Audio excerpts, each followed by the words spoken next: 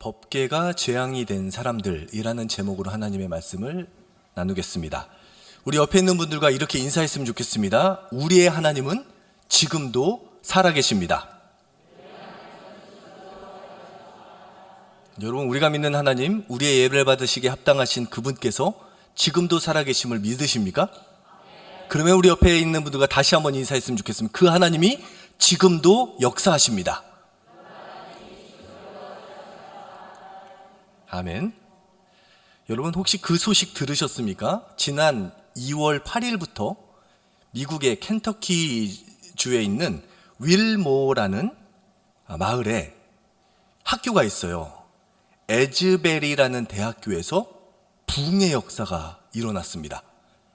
2월 8일 날 평소에 드리는 그냥 채플 시간, 너무나 신기했던 것은 신학교도 아니에요. 거기 옆에는 신학대학원 건물이 따로 있고요. 여기 부흥이 일어난 곳은 대학교 채플실입니다. 평소처럼 한 주에 3번 있는 예배를 드리고 난 후에, 예배 중에 일어난 기적도 아니에요. 예배가 다 끝난 다음에 한 20명, 어떤 기사에 보면 한 10명, 어떤 기사엔 20명, 어떤 기사는 한 100여 명이라고도 기록이 되어 있는데 보편적인 건 한 20명 남짓 되는 사람들이 예배 후에 모였대요. 모여서 기도를 합니다. 그런데 그 기도 가운데 강한 성령의 임재하심을 경험하는 거예요. 그래서 예배 후에 잠시 모였던 기도가 끊이지 않습니다. 그 기도가 밤새도록 지속이 되고요. 이틀간 지속이 되고요. 그 소식을 들은 사람들이 모여들기 시작하면서 장작 2월 24일, 17일 동안 엄청난 부흥의 역사가 일어나는 거예요. 그 소식을 접한 CNN부터 다수의 언론 기사들이 그것을 취재하러 오고요. 또 SNS를 통해서 그 확산이 되면서 인근에 있는 신학교, 인근에 있는 학교들, 또 인근에 있는 교회 사람들이 몰려들기 시작하는데요. 본당 안에 못 들어가는 거예요.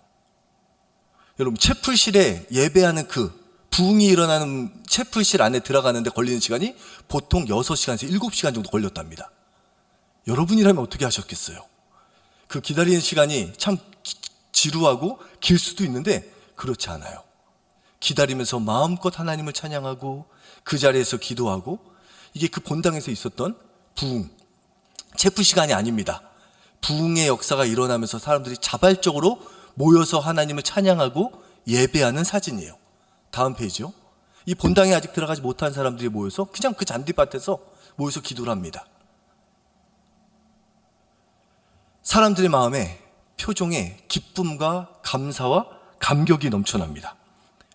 이 윌모어라는 도시는요, 약 6,000명밖에 살지 않는 도시인데요, 매일마다 약 15,000에서 2만 명이 몰려들기 시작하고요, 전국에서, 전 세계에서 비행기 타고 이 부흥에 동참하는 사람들이 모여오기 시작을 하는데 참 놀라운 역사가 펼쳐지는 것이에요. 그런데 이번 부흥에 아주 중요한 특징이 있는데요, 10대부터 20대의 부흥의 역사였다라는 것이에요. 여러분, 요즘 전도할 때 MZ세대, 젊은 청년들 전도하는 것이 쉬울까요? 어려울까요? 일반적으로 요즘 전도는 MZ세대 전도하는 것은 거의 불가능하다라는 얘기들을 하는데, 그래도 우리 교회는 복받은 교회예요. 청년들이 얼마나 여기 곳곳에 앉아 있어요. 우리 청년들 하나님의 복의 통로가 될 줄 믿습니다. 복음의 통로가 될지어다. 예, 하나님 감사합니다. MZ세대들이 모여들기 시작하는데 나중에는요, 본당에 들어갈 수 없는 제한이 있다 보니까 사람들이 서로 양보해서 15세부터 25세 사람들만 들여보내는 거예요. 이 부흥을 경험할 수 있게 하도록. 또 중요한 특징이 하나가 있는데요, 보통 이런 부흥의 역사라면 은사 중심, 아말감이 금리로 변하고 이런 얘기 많이 좀 들어보셨죠? 안진뱅이가 일어나고. 근데 그런 이야기보다는 사람들의 마음에 평온이 밀려오는 거예요. 하나님께서 나와 함께 하시는 것만으로 행복해지고요, 하나님을 높으심을 찬양하기 시작하는데 수시간 찬양해도 지치지 않고 기쁨이 충만해지고요, 한번 기도가 시작되면 깊은 성령의 인도하심 가운데 기도가 들어가가지고 그 기도 가운데 내가 얼마나 하나님의 사랑받는 존재인지, 내면의 인격적인 변화들이 일어나는 놀라운 은혜의 현장이었답니다. 저는 이러한 은혜의 현장이 오늘 우리 교회에게 이루어지길 주님의 이름으로 축원합니다. 특별히 이 윌모라는 도시가요, 1905년부터 이러한 부흥의 역사가 시작이 됐대요. 그리고 크고 작은 부흥의 역사가 일어났는데 약 1970년에 큰 부흥의 역사가 일어나고요, 또 계속 부흥의 역사가 이루어지는데, 큰 마을은 아니라고 6천 명 정도 사는 마을인데 90%가 기독교인이래요. 거긴 지금도 주점이 없답니다. 없애려고 없애는 것이 아니라 그냥 없는 마을이에요. 그래서 미국 사람들 중에서 은퇴하고 살고 싶은 도시에 손꼽히는 마을이래요. 너무나 안전하고 평안한 곳이니까. 저는 우리가 사는 운정 지역이 이러한 지역이 되었으면 좋겠습니다. 이러한 은혜의 역사는 우리가 이루는 것이 아닙니다. 하나님께서 하시면 이루어질 수 있습니다. 우리가 믿는 하나님은요, 지금도 우리의 예배를 받으시기만 하시는 분이 아니시고 우리의 예배 가운데 함께 동참하시고 우리를 통해서 선한 역사를 이루기 원하십니다. 우리가 예배를 통하여서 우리의 생각보다 크신 하나님, 우리의 경험보다 크신 하나님, 나의 고난과 문제보다 더 크신 하나님을 발견하고 우리의 인간적인 생각과 마음을 내려놓기 시작하면요, 하나님께서 우리를 통해서 역사하실 줄 믿습니다. 저는 오늘 이 밤을 통하여서 하나님이 하나님 되시는 은혜를 경험하는 격오복된 이 밤이 되시길 예수님의 이름으로 축원합니다. 하나님의 은혜의 역사는 오늘날만 일어나는 것이 아니라 성경 곳곳에 등장하는데요, 오늘 본문에 보면 하나님의 놀라운 역사를 기록하고 있습니다. 특별히 이스라엘과 블레셋과의 전쟁 중에 빼앗겼던 법궤가 이스라엘로 돌아오는 기적의 역사를 오늘 본문은 다루고 있습니다. 오늘 본문 말씀 10절부터 12절까지 다시 한번 읽어보겠습니다.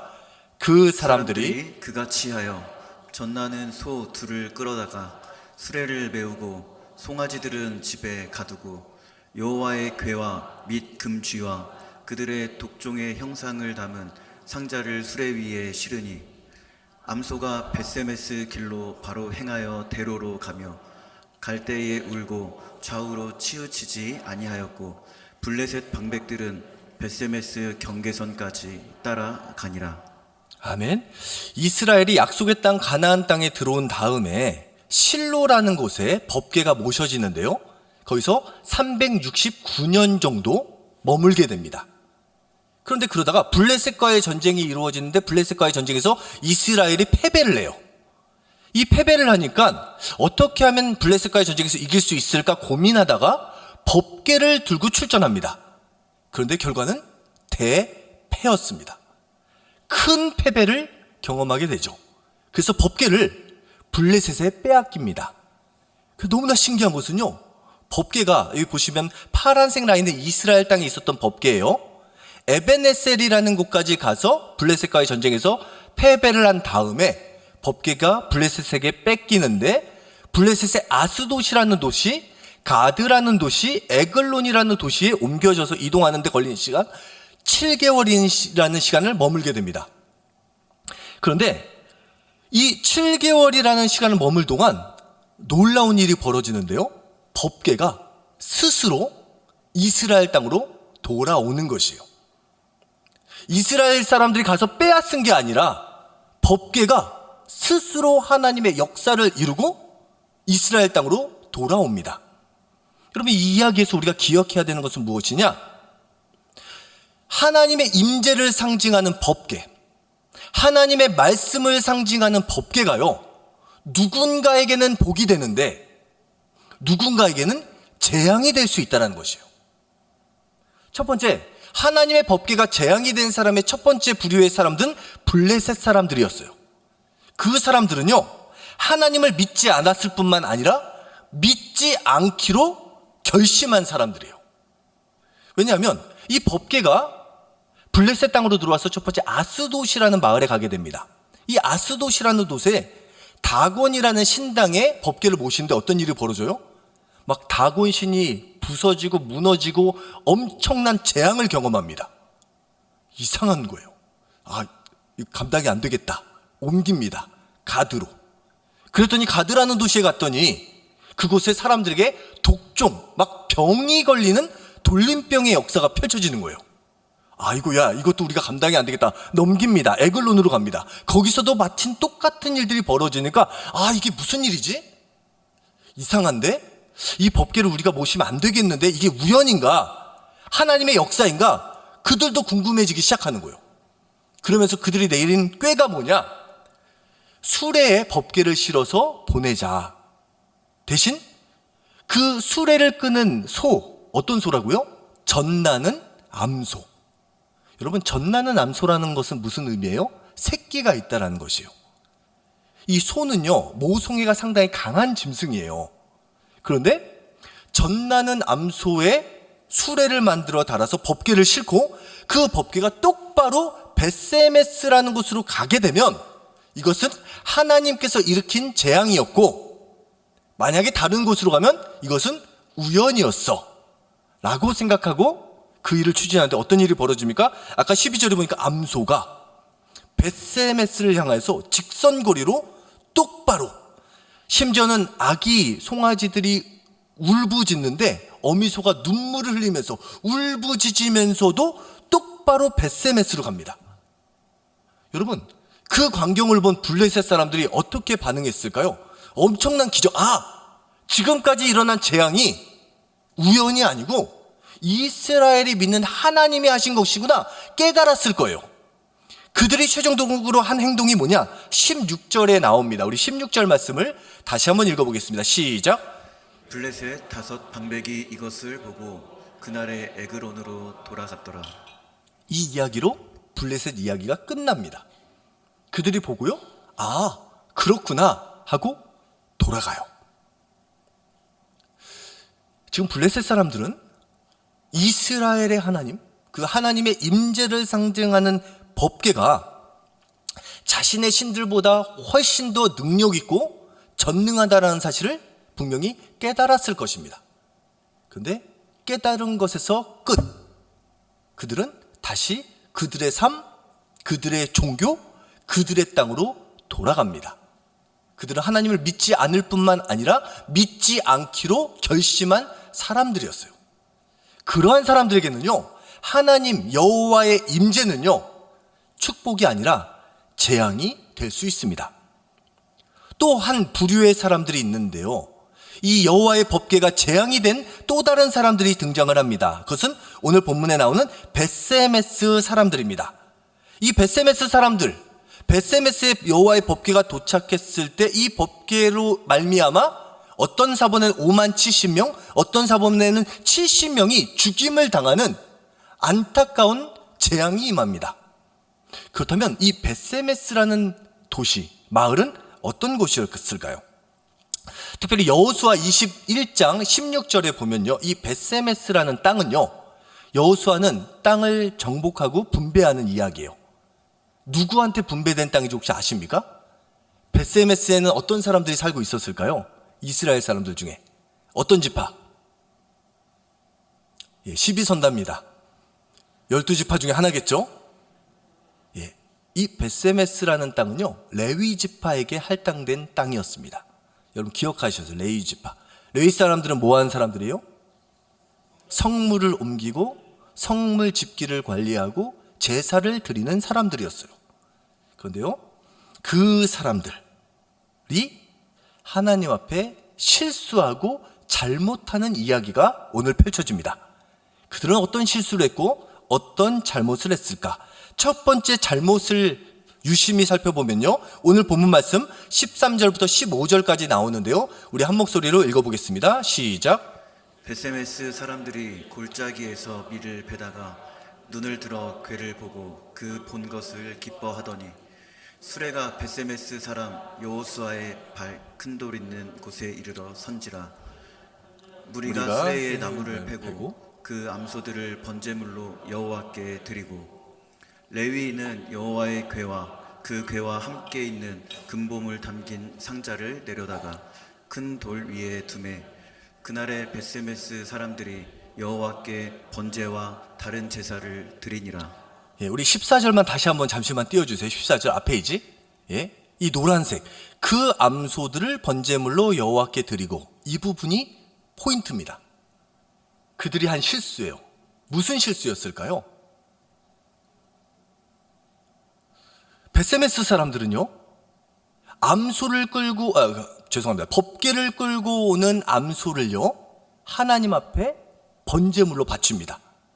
그리고 그 수레를 땔감으로 해서 하나님 앞에 번제를 드려요. 예배를 드린 거죠. 여러분, 베세메스 사람들은 예배에 충실한 사람들이었어요. 그런데 뭐가 중요하냐? 여러분, 레위기 1장 3절에 보면요, 그 예물이 소의 번제이면 흠 없는 수컷으로 회막문에서 여호와 앞에 기쁘게 받으시도록 드릴지니라. 뭔가 차이가 보이시나요? 법궤를 끌고 온 소는 어떤 소였어요? 암소였어요. 근데 암소는 원래 번제로 드릴 수 없습니다. 물론 그 레위 사람들이, 그 베세메스 사람들이 너무나 기쁜 나머지 화목제물이나 여러 가지 제물로, 다른 제물로 드리는 것보다 번제는 하나님께 모든 것을 온전히 다 바쳐 드리는 거거든요.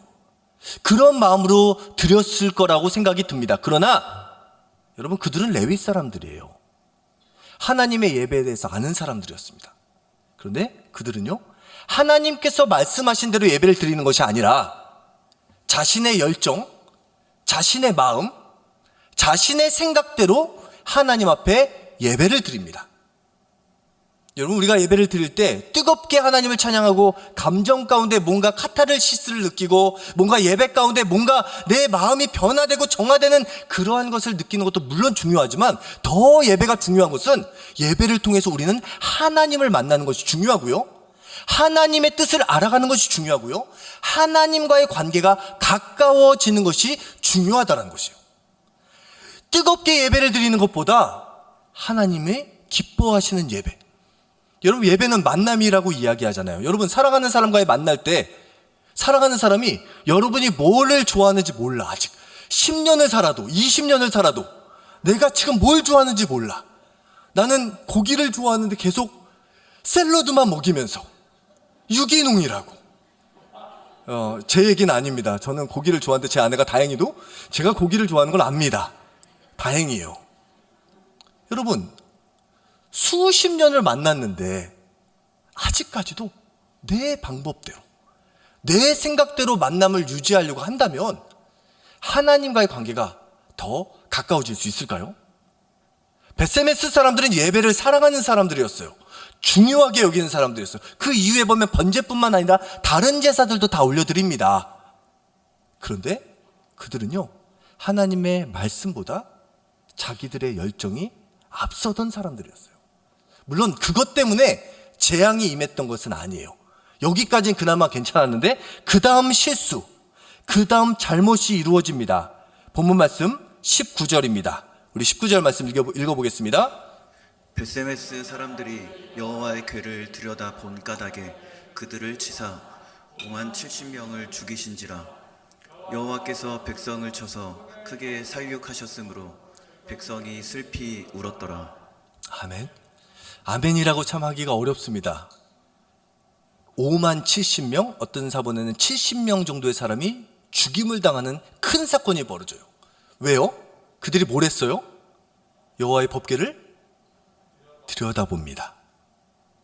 여러분, 이건 상식적으로 말이 안 되는 얘기예요. 민수기 4장 20절에 보면 성소 혹은 성물을 보지 말아라. 보게 되면 죽임을 당하리라. 성물에 대해서는 만지지 말아마. 만지면 죽임을 당하리라. 성경에 나와 있는 이야기입니다.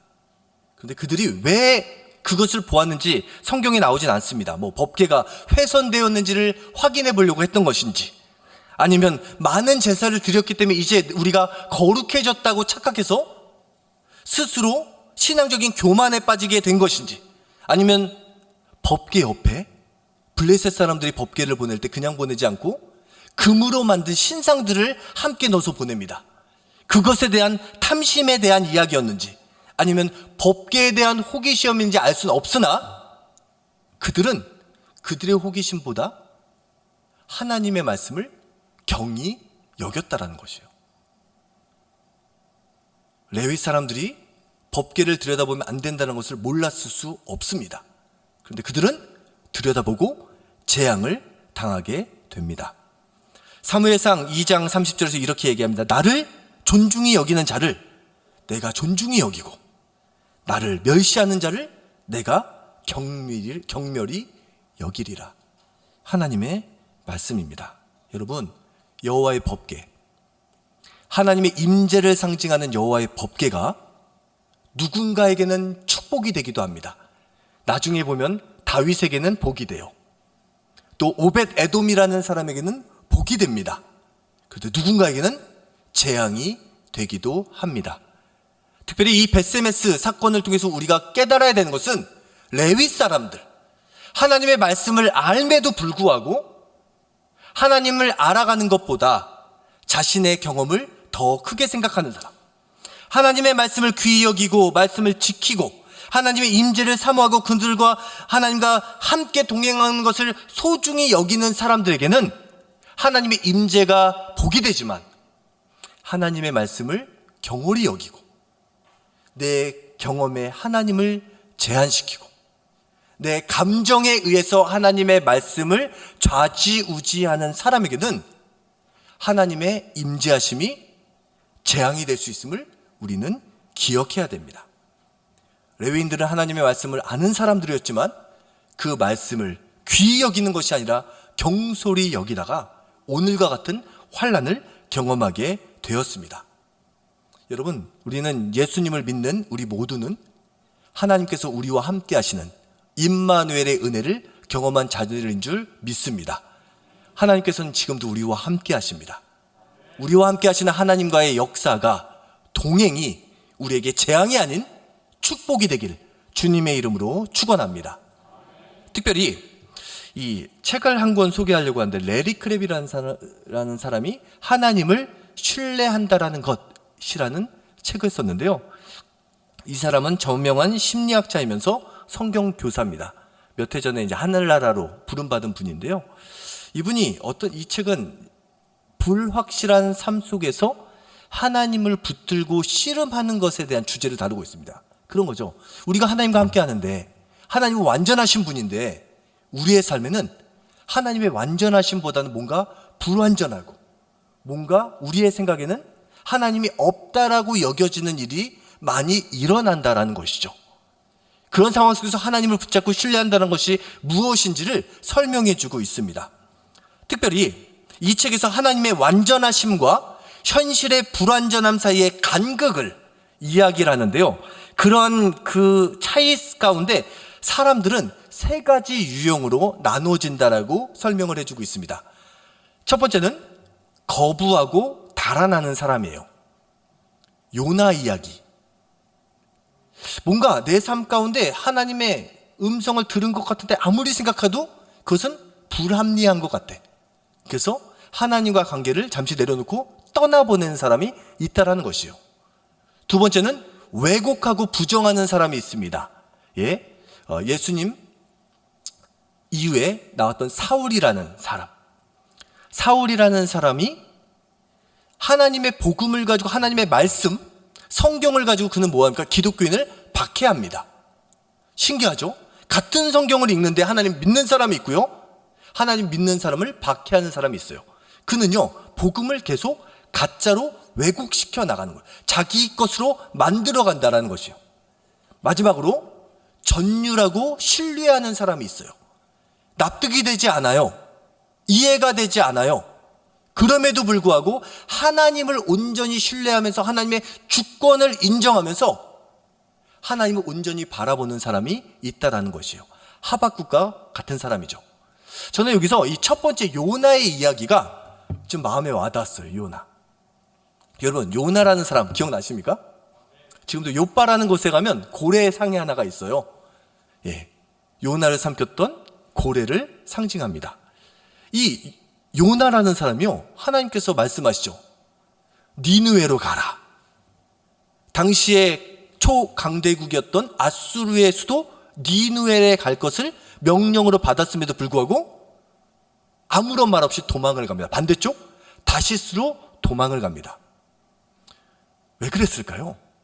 이 요나라는 사람을 우리가 좀 이해할 필요가 있어요. 이 요나가 예언자로 부름받았을 때요, 이런 일이 있습니다. 이스라엘 형편이 상당히 어려웠던 시기였어요. 여로보암 2세 때 이야기인데요, 그때 영토는 자꾸자꾸 줄어들고 경제는 점점 곰핍해지고 있습니다. 이스라엘의 고난이 너무나 심해지고 있는 상황이에요. 그때 하나님께서 호세아 선지자랑 아모스 선지자를 보내가지고요, 이스라엘의 죄악에 대해서 낱낱이 드러나게 하시고 책망하십니다. 그때 등장한 선지자가 요나예요. 요나가 나타나서 하나님의 말씀을 전해요. 어떤 말씀을 전하는가? 열왕기하 14장 25절 26절입니다. 우리 함께 읽어보겠습니다. 시작. 이스라엘의 하나님 여호와께서 그의 종 가드 헤벨 아미떼의 아들 선지자 요나를 통하여 하신 말씀과 같이 여로보암이 이스라엘 영토를 회복하되 하맛 어귀에서부터 아라바 바다까지 하였으니 이는 여호와께서 이스라엘의 고난이 심하여 매인자도 없고 노인자도 없고 이스라엘을 도울 자도 없음을 보셨고. 네, 아멘. 여기 보시면 여로보암이 이스라엘 영토를 회복하되 영토가 회복될 것을 얘기하는 거예요. 야, 이거 얼마나 큰 은혜예요. 지금 다른 선지자들은 이스라엘 책망하기 바빠요. 그것도 하나님으로 받은 메시지예요.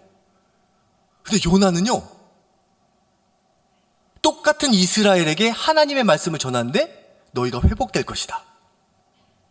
너희 잃어버린 땅이 회복될 것이다. 점점 어려워지고 있는 경제적 형편이 좋아질 것이다. 그것을 전하게 하시는 거예요.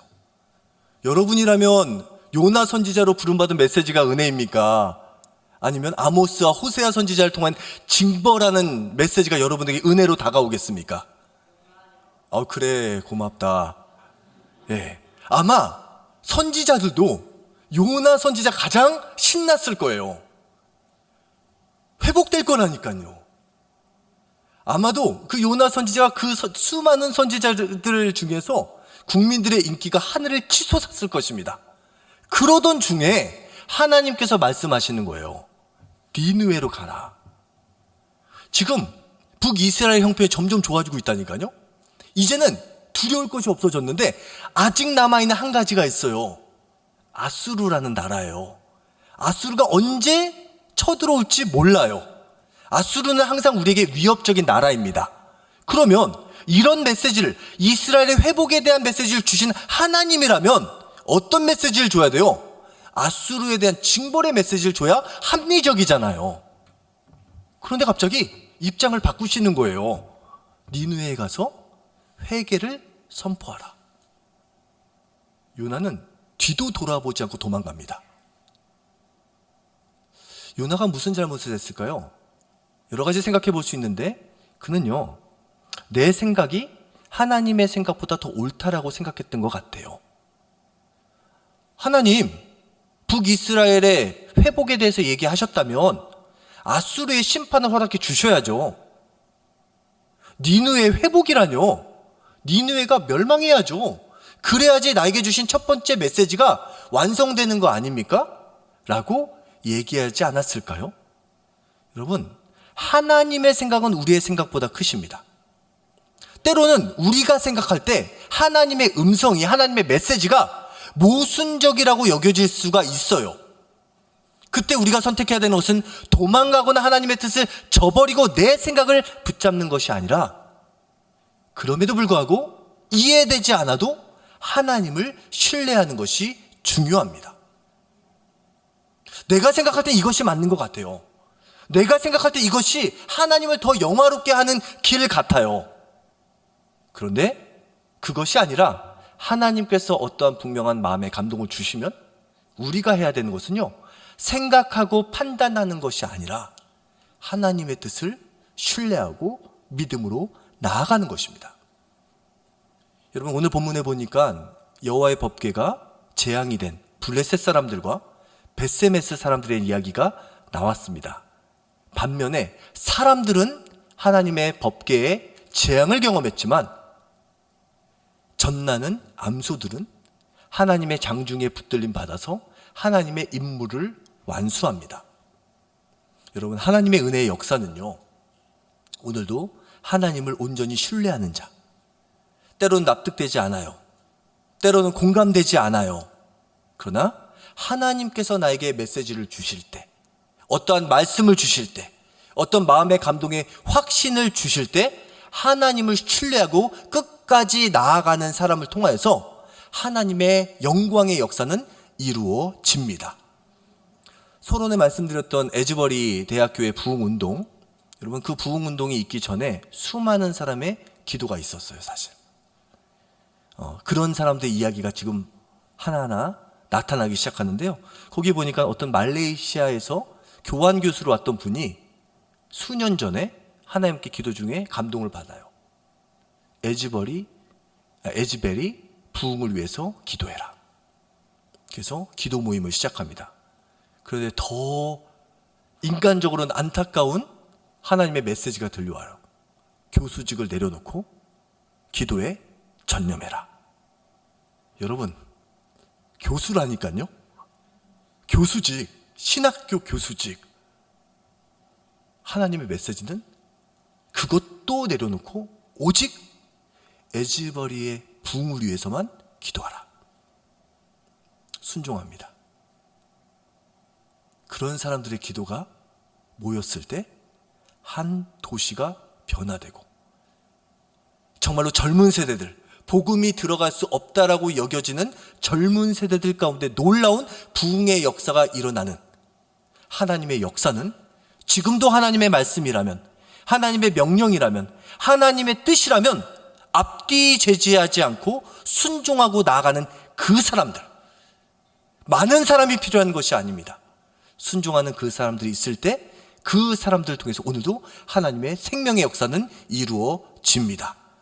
저는 우리가 그러한 사람들이 되었으면 좋겠습니다. 오늘 우리가 기도할 때, 여러분 우리가 이렇게 마음껏 하나님을 예배하고 찬양할 수 있는 이 시간이 온 곳은 반드시 누군가의 기도가 있었기 때문에 우리가 누리고 있는 줄 믿습니다. 반대로 우리가 누군가를 위해서 기도할 때, 우리의 기도를 통해서 누군가는, 이 지역에 사는 누군가는, 우리 교회에 함께 신앙생활하는 누군가는 놀라우신 하나님의 임재를 경험하며 하나님의 놀라운 은혜의 역사를 경험하게 될 줄 믿습니다. 저는 그 은혜의 통로로 쓰임받은 저와 여러분이 되시길 주님의 이름으로 축원합니다.